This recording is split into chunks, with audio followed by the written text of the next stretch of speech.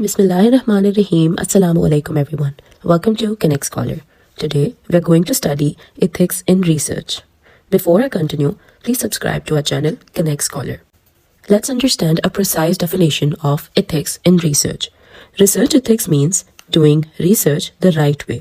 It teaches scientists to be honest, fair, and careful, and to respect people's rights.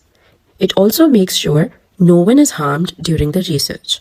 Let's understand the good ethical practices that can be practiced in research. First is informed consent. People must be fully informed about the research and should freely agree to take part. No one should be forced. By people, here we mean the participants of your research study. Second is privacy and confidentiality. A person's private information must be protected.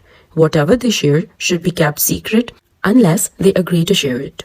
Third is risk benefit and beneficence. The research should do more good than harm. The risks involved in your research should be as low as possible, and the well-being of the participant should always come first. Fourth is justice. Everyone should be treated fairly. No group should be unfairly selected or excluded from the research or its benefits. Let's understand what are the research misconducts and how you can avoid them.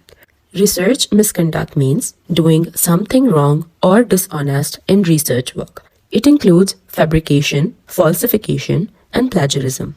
Fabrication refers to making up fake data or results. Falsification means changing or misrepresenting data to make it look better.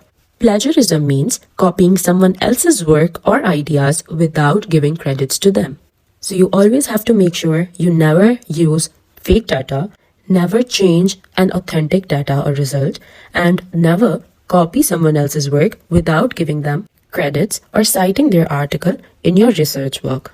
The research misconduct can happen while planning the research, doing the research, checking or reviewing someone else's research, reporting or publishing the results.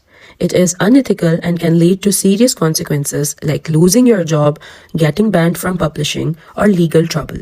Which is why one should always practice good ethics in research. That's all from our side. Our next video will be on research result, discussion, and conclusion writing. Make sure to follow us on all our social media platforms. Please like, comment, and share this video with your friends. Subscribe to Connect Scholar and hit the bell icon so you can get notifications of our upcoming videos and live sessions. Thank you so much for watching. Allah Hafiz.